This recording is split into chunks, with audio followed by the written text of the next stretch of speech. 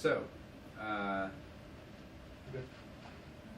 first off, if you wouldn't mind just saying your name and title, and which I guess would be Project Director. Project Director. Just so our editor knows who we're talking to later. Sure. When we're putting the lower third up and that kind of thing. Okay. Gary Winsper, Project Director.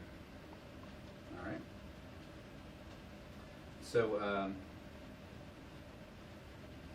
we've kind of been asking a lot of these same questions person to person, but tell us about your journey west and how you ended up at Skanska.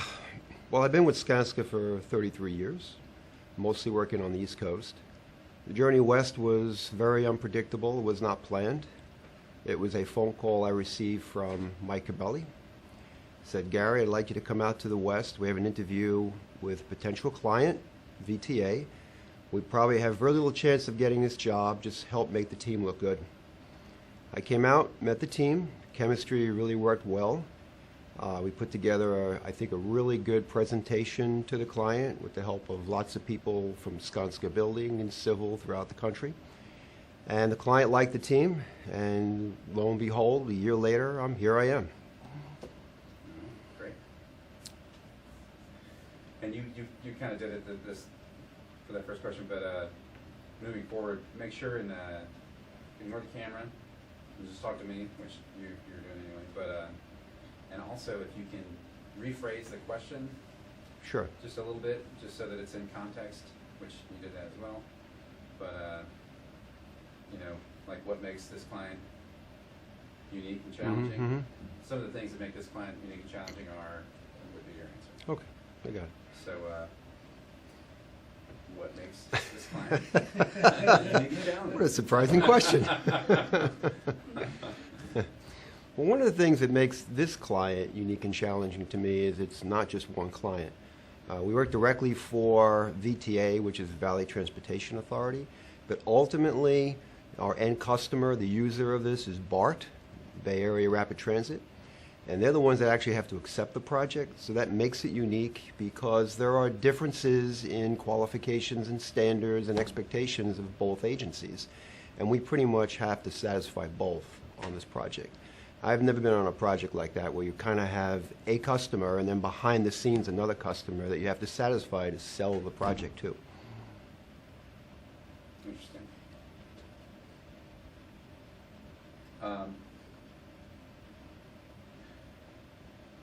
Can you tell me anything about some of the strategies maybe that you've employed to improve the relationship with the client, I assume? Some of the things that I've tried to do with this client, because it's a big part of my persona with any big project that I go on, is to try to really develop a great relationship with the client. Almost where I blur the line between us as a contractor and them as the client.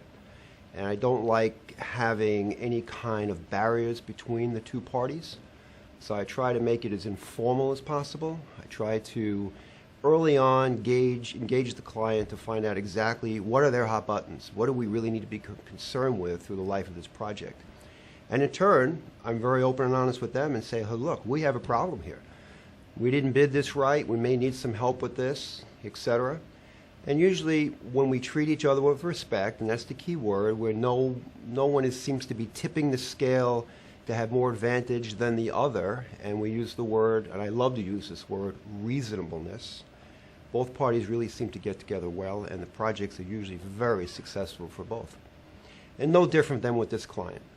And that seems to be working so far very well for our team, because I've been encouraging our team to break those barriers and have informal relationships with the client, talk to them all the time, make them part of our team, part of our solution, and help us to be part of their team and their solution. And that's worked very well. Great. I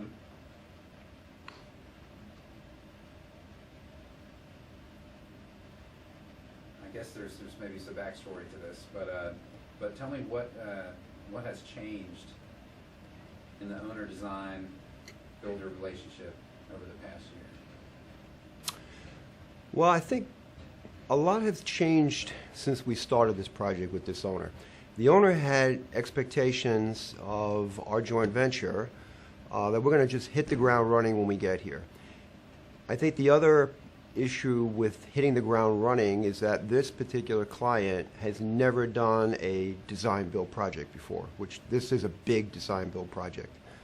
So we get and we start with what I like to call cartoons, and then we have to develop them through design before we can really start any real construction. And I think this this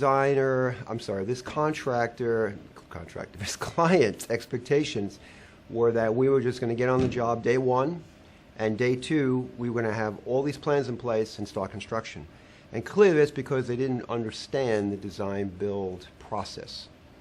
So part of what we have done here in the last 9 or 10 months is we've educated the client on design-build.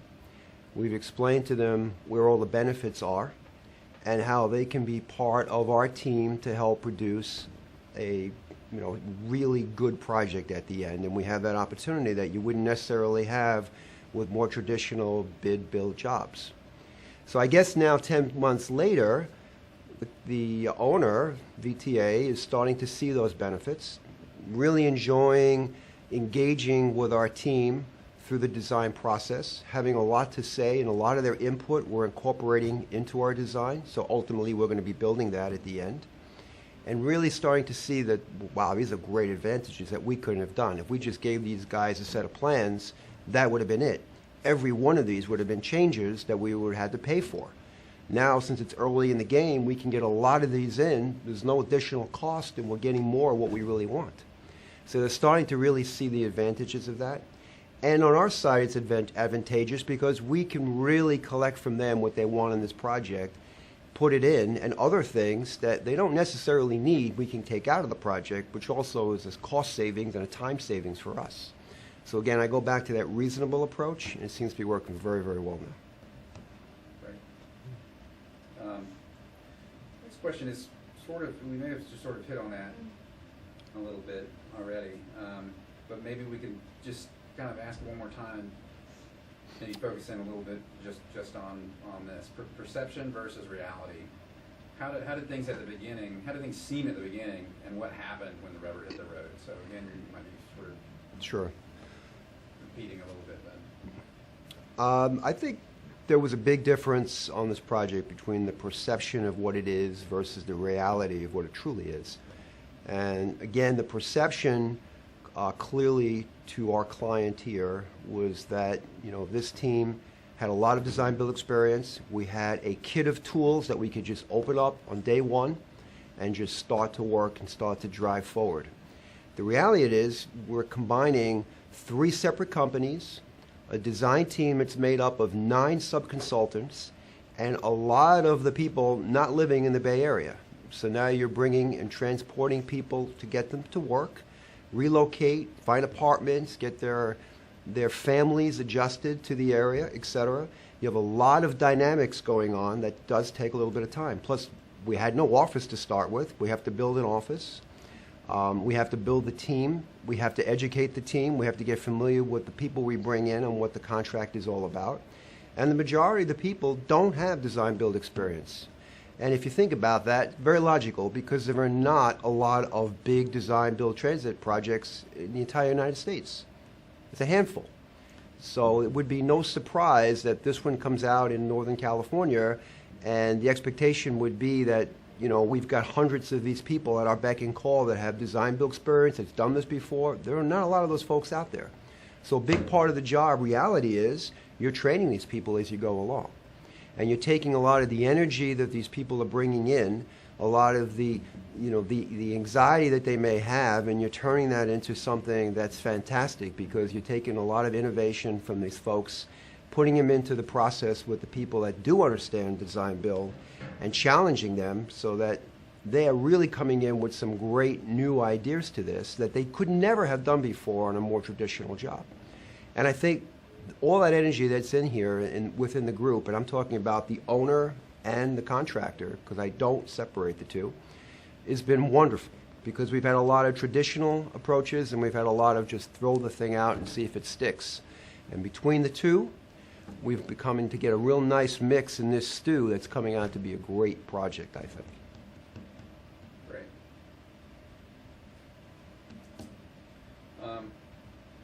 Next question, and I don't, I'm not even sure. What's JV? Joint venture. Joint venture, okay.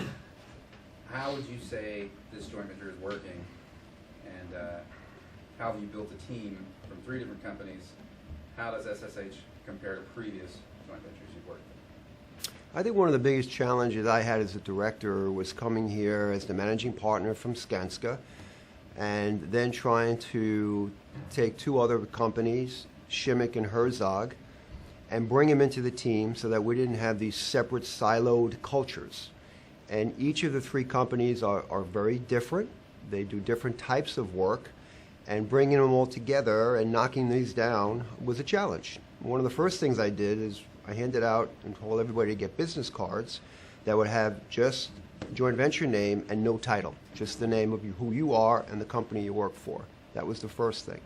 Secondly, we absolutely prohibited any kind of branding of the individual companies within the joint venture walls. So once you came in through the door, you were part of this SSH joint venture. And we started to build up a new company that was not Skanska or Shimmick or Herzog, but it was truly a unique combination and a new culture called SSH.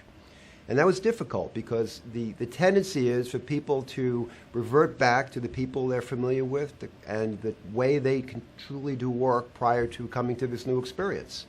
And what we try to do there is, okay, you could take some of that to help you, but we want to create a new culture here, a new environment that's specific for this project to make this project successful.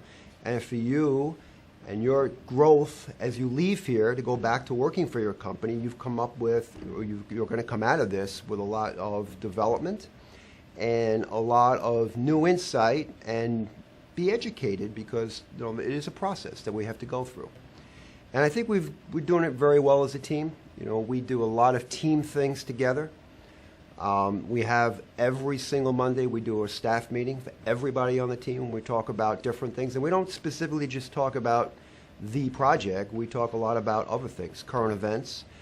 We throw things out there, challenges. We have sometimes debates. We break it into committees. So we have a lot of fun with this. And the reason to do that is to develop a team culture that's unique to SSH. We need to create this company for 5 years together to get through all these challenges we have yet to hit. And if we break ourselves into individual companies, the tendency is to go back to our individual way of working. And that would be a disaster for a big project like this. So where do you see things in the West going in the future, and how can Skanska continue to position itself to take advantage of that? I think the West has got a lot of great opportunities. I mean, I come from the Northeast, and the Northeast is a very mature market. We pretty much know who our clients are and what kind of projects are going to come out. The West is much more exciting. It truly is the Wild West right now. There's a lot going on.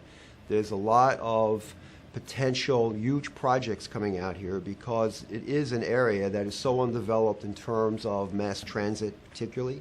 And all these cities between San Francisco, Los Angeles, San Diego, etc., and San Jose are major developing urban areas that absolutely require mass transit. And that's a big market for Skanska, particularly. So I see this as a great opportunity here. It's going to take a little bit of time to develop to a more mature market, but that gives us a real edge because we know how to do design build, we know how to do big transit projects, and we've got the skill sets throughout the country that can do these type of projects, and we just need to bring them out to the West, show them where the advantages are. And the West has got 300 plus sunny days a year. Why would you not want to come out to the West?